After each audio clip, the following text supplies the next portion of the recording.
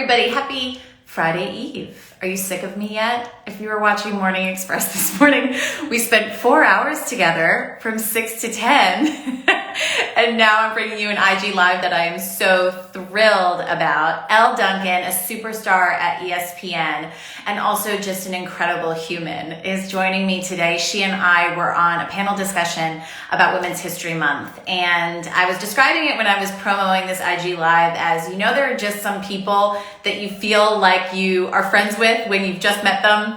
That's Elle. She is an incredible journalist, and she's also an incredible person and working mom and everything that we all. I am so excited to welcome her to All Good Things, and she is joining in just a second. Hi, Elle. Hi, Lynn. Oh my gosh. I'm so excited to do this.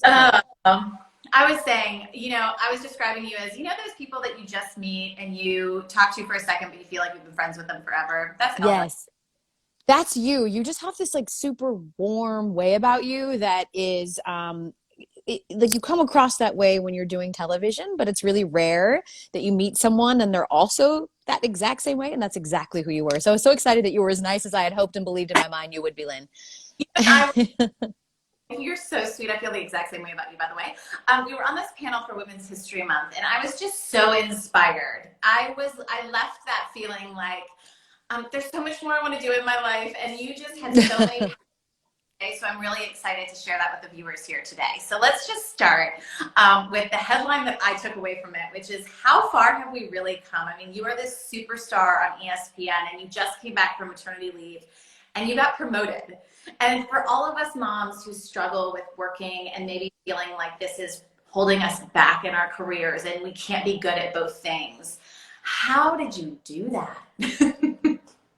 With a really, really, really good support system, honestly, Lynn. And it's like every day is completely different. Some days I feel like I'm really nailing this, and some days I feel like I am really sucking at this. But I think that it really requires, I'm a classic overthinker, and I think it really requires sort of a great partner that recognizes where you struggle, recognizes when you have anxieties and what you have anxieties about, and they sort of reassure you and take that off your plate. So with my first kid going back to work, I didn't know what to expect, and I was, incredibly anxious and sad. I felt like I was a bad mom. The mom guilt thing is real. And I just remember I felt bad about the extra load that my husband would have to take. And I just remember him looking at me and going, I am not her babysitter. I am her father. Like, it is my job to hold this house down, whether you're here or not. Like, I'm not watching my daughter, right? And with the second one, it was really about the example that I would set for my children, that while being a mother is so incredibly important, there's a lot more to me than being a mom or a wife or even a sports center anchor. And so it was just that reassurance that, like, you're teaching your kids about the value of work, and you're teaching your kids about prioritizing.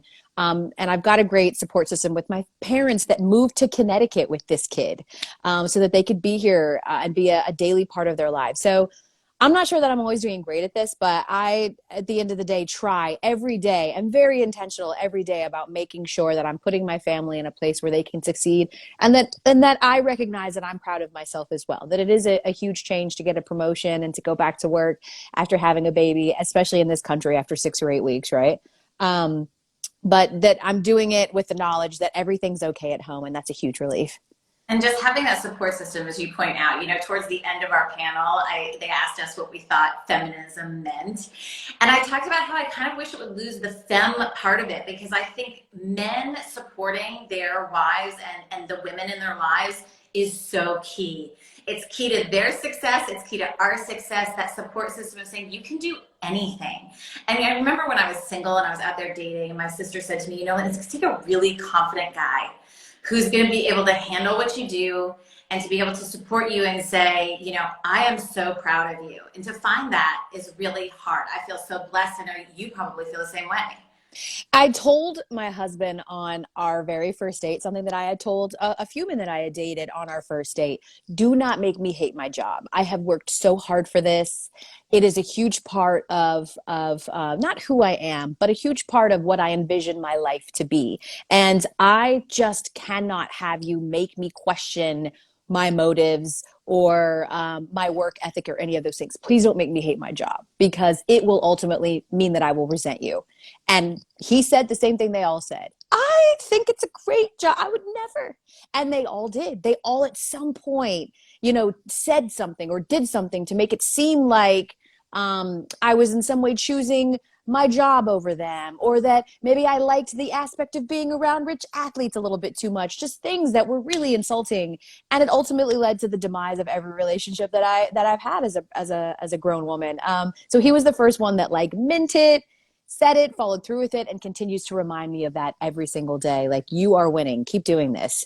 And why he's the keeper. I think a lot of Yes. people don't understand this job is not as glamorous as it seems. You are working 24/7. You are missing dinners for you that you do an evening show. For me in mornings, I miss my kids waking up. I mean, that's been Yep. the pandemic for me. I've been able to be with my family. I mean, for you, you do this in a male-dominated field. I can imagine this could be really challenging. How do you overcome some of that? Because I've had other women, maybe not in sports, but they're in C-suites where they are just staring across the table and they see no one that looks like them. Yeah. Yeah. I do it by controlling the controllables. And the only thing that I can control is how prepared I am, and how I treat colleagues. And I know that sort of sounds corny and cliche, but to me, it's the absolute truth. I try to over prepare, as most women do, right? Like, we take one task and we will make sure that we have 35 different routes to that same task. And I have found that, yes, there have been moments in my career where I have been made to feel a certain kind of way because I am a woman in sports. And yes, there have been moments where I have been sexually harassed, right? But I find, Lynn, that I've worked with exponentially more good people than bad. People that really, it only comes down to your knowledge and acumen. And if you make it very clear that you are a good person to work with, and that you're prepared and you know your shit, they tend to leave you alone. It's not, to me, especially working at a place like ESPN, which is sort of like the penultimate, right? Like, this doesn't get any bigger in sports than ESPN. I have found that the people here are just at the top of their game. And so that's the expectation. It isn't that you're a man or that you play. The expectation is that you are the best at what you do. And if you continue to show that and at least strive for that, then you sort of garner and earn a lot of that respect. So for me, that's really all that it's been about. The male dominated part, it just means that I have to get a little bit more creative at times with how I approach situations, because men and women just think very differently. So the way that I could communicate with you about a segment isn't exactly the same way that I would communicate with someone else. But besides that, I really find it irrelevant to what I do, the fact that I'm a woman doing it. And also, I think it's your empathy and your compassion for your stories. And Elle, as many people probably remember, went viral with her girl dad video talking about the tragic death of Kobe Bryant. And I actually interviewed you. This was before we actually got connected. Yeah.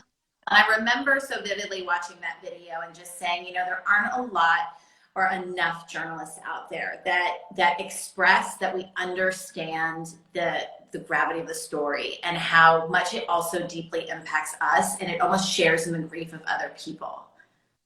Yeah, I think, Lynn, that first of all, no one wants to cry on national television, right? Like, you don't want to. And in particular, women, because our empathy has been weaponized in many areas and spaces, right? So, but the backstory to that was that not only was the situation really devastating to me because Kobe died, but because all of those young girls died. And I have a daughter. But outside of that, I had just come from my grandfather's funeral when I landed and found out that Kobe had died. And it was crazy, Len, because I cried more about Kobe than my own grandfather. And it sort of took some introspecting to realize it's because my grandfather had lived this life. He had a legacy. He was 92 years old when he died.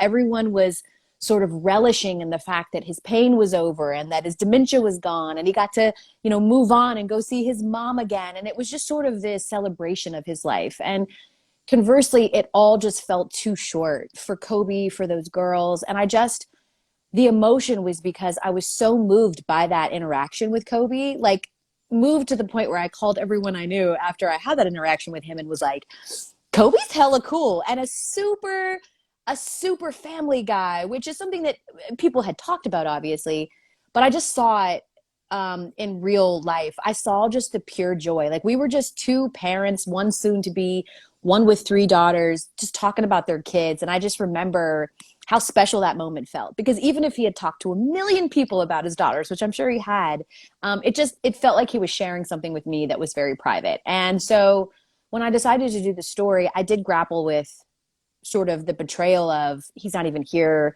for me to ask if it's okay that I share this story. I didn't want to take away from him or Gigi. Frankly, I didn't want to distract from everything that was going on. I was very concerned about how Vanessa would receive it after it sort of went viral.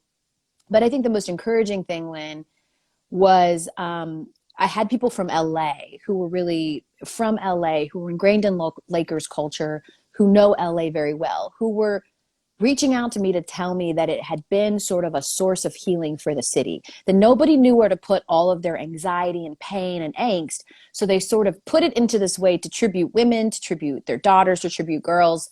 And it gave them a place to feel hopeful. And so if for no other reason than that, it felt like it was worthy to share. And if people haven't seen it, it was the moment that Kobe Bryant came up to you, you were pregnant with your daughter, and tell us. Yep. Yeah, we were at Upfronts, which you know very well, right? Like that's a big thing in New York where all the executives get together and they pitch to their sales teams like why they should be investing in the next year of ESPN. And he was teasing Detail, which was an exclusive show on ESPN Plus, where he, tapped into being Kobe and would break down film and so he was there too. And I was in the hall and I was like, oh, it's Kobe Bryant. Oh my God. And, so one of our PR people were like, do you want to meet Kobe? I was like, oh yes, I want to meet Kobe. And she takes me over there. And as I said in the clip, like the first thing he said was like, oh my gosh. Cause I was so pregnant. I was like 14 months pregnant. I mean, this kid was out there. And that's when we started talking, and we started talking about our kids. And he was asking me about, having a daughter. And I mean this with all sincerity. I was 8.5 months pregnant. He was the first person, Lynn, that when I said I'm having a daughter, did not immediately go, Karma, uh-oh, she's going to hate you when she's 14. This should be fun. Like he was the first person that didn't sort of like make a joke about daughters and mothers and how this is payback for how I treated my mother. He literally was like, this is the best thing that could ever happen to you. Like, oh my gosh, you're so lucky to have a daughter. And it just was such a special conversation that stood out to me. And the interesting part, and of course, you have to give context when you are doing sort of these little 90-second monologues, as you know, was that I actually had a chance to talk with Kobe after that. We talked for about 5-10 minutes, which is where Girl Dad came from, where he talked about his love of his daughters. But then we sat backstage and talked for like another 25 minutes about and that's really where the story pained me the most. He was so excited about the next phase of his life. And he was talking about all of these things that he had coming up and how he wanted to get an EGOT and how he was halfway there. And, don't be surprised when he gets a Tony because he had some things in the mix there. And so it was just a really great conversation with someone that was so looking forward to the next phase of his life. And it's such a stark reminder that none of this is promised. He just thought he was going to his daughter's practice that day. And that none of this is promised. And so to just continue in the same way Kobe did, to pour everything you have into everything that you can until the day that you're no longer here. For a positive purpose. I think that's for something that will make an impact on you the way it did. If we could all do that once in our life. Yes. Imagine how much better a place this would be. I think it's so interesting when you talk about your grandfather, because something I learned about you that I didn't know is the legacy that your grandfather had, because you were asked who most inspires you, who do you admire the most? Tell me about him and tell me more about that, because I just wanted to know, and I'm like, wait, I want Elle to talk more. Yeah. Oh, thank you. You listen so well in. You should do this for a living. You should interview people. Yeah, my grandfather was a Tuskegee Airman, Hubert L. Jones. He was known as Hooks because he had a big old nose, and that is okay. It is well documented in my family that a giant nose, like hooked here at the bridge, hence the nickname Hooks. It's funny because, I didn't really realize the legacy of Tuskegee Airmen until I was in the third grade. And I had a substitute teacher. Again, my grandfather, like his roots were from Iowa. He was in Denver. He, of course, moved to Tuskegee, where he was trained at the Tuskegee Institute in Alabama. No ties to Georgia or anything like that. And so, but I'm from Georgia. So in the second grade, it's Black History Month. We have a substitute teacher and we're talking about Black history. And he happens to mention like the Tuskegee Airmen. And, I raise my hand and I'm like, my grandfather was a Tuskegee Airman. And he's like, well, what's his name?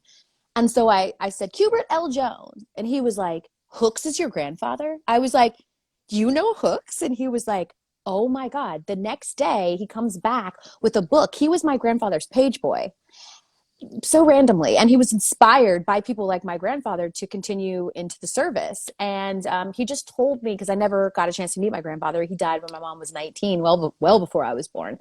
And he just told me about the grace and charisma that my grandfather had. He told me about how like he looked out for the younger generation, but that how he held them accountable. Like he fully recognized the responsibility that Tuskegee Airmen carried, and he made sure that it was a legacy that went well beyond what he did. So, he was the first one to there's this story from the Bay State Banner I thought was really incredible that I read about my grandfather some years ago, where these Black servicemen were told that they could not go to one of these military dances in the South because it was still segregated and they weren't allowed. Well, they were excited because they were like, these military dances were boring as hell. No one liked them, right? So we were like, hell yeah. Instead of going to this military dance in Fort Benning, how about we sneak over to Tuskegee, meet some of the Tuskegee Airmen? They're all still there. Like we can meet some of our heroes and that would be great. Well, they do it. They take a road trip to Tuskegee and they happen to meet my grandfather. And they're talking with my grandfather. They're having dinner with him. Everything's great. And my grandfather happens to say, well, wait a minute. Why are you all here? And they explain the situation. My grandfather immediately stands up, grabs his coat. He says, get in the car. I'm driving your ass to Fort Benning, Georgia. Because in his mind, it wasn't about whether they wanted to go to the military dance or not, or whether they let them off the hook. It was a segregationist policy that would not stand. Like the idea that they could die with these men, but not celebrate, party, and dance with these men was just too much for him. So he drove them the 8-9 hours to, or 6 or 7 hours or so to Fort Benning. And he put on his full, like he had everything on his colors. He was a colonel. And he went and right away, the man at the front tried to tell him like, you're not allowed. And then he noticed that my grandfather was a colonel. And my grandfather stood there while those men were all let into the dance, the first time that it was integrated ever. And he stood there and was like, you have to understand and remember, it's not about you. It's about the next group of Black servicemen who are going to be told they're not allowed at some place and will have the chutzpah like you did to go in there and say no. And ever since, they started looking at their practices, and at least those military dances in Fort Benning were integrated from then on. So that's just a little example of sort of the man that he was and what he believed in, and really the responsibility and role that he had. And the road that he paved for so many. You need to write a book about your grandfather. You do. Yeah, it's amazing. You need to write a book. Yeah. It's not unlike what you've done in journalism in this generation, to have a Black woman sitting in this seat, in a place, even in just a woman in general, but a Black woman. What do you say to those young girls that want to be the Elle Duncan? And there was a time when that wasn't represented. And we are in such a place now, such an awakening of how much that's needed. Yeah, I would say be better than me, be better than an Elle Duncan. Like I had representation. I had Robin Roberts. And while there was only one Robin Roberts, right, there wasn't many Black women that were there wasn't more than one that was Sports Center anchors.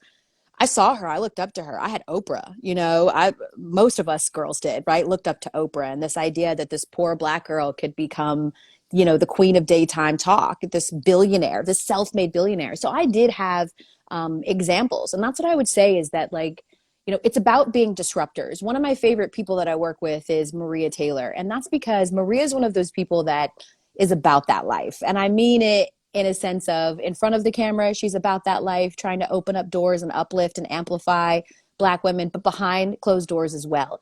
She is exactly what we say when we say we need a seat at the table, because in a room where everyone looks the same, it does require at times someone else with a different perspective saying, I know maybe you didn't think about this, but this is important.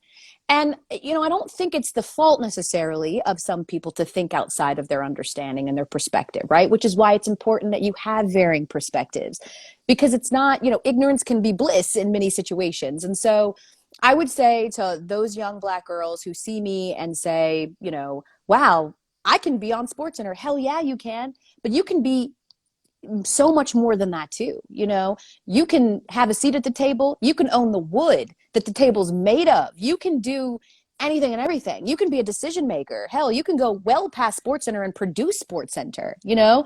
And that's really what it's about, is taking a look at what you're interested in doing and trying to figure out every avenue that it could potentially take to get there. And I would say that a lot of what I do and a lot of decisions that I make are really intentional about making sure I'm doing something with the understanding and knowledge that for a whole group of people behind me, I could be the barometer, right? And so if they let sort of a loud-mouthed, sassy girl do SportsCenter, I'm hoping that the next loud-mouthed, sassy girl, because while I loved Robin Roberts, I never thought I could be her. She's so gracious and graceful and beautiful and eloquent, and I just never saw myself in that vein. So I'm hoping that for more than anything else, I can show you that if you've got a big mouth and you've made some mistakes in your life, and that's okay, you can recover and still land on ESPN. And the inspiration to your children as well, being a girl mom. I imagine there's a great responsibility there. Being a boy mom, I don't know what that empowerment feels like. I want someone to like, you can be anything you want.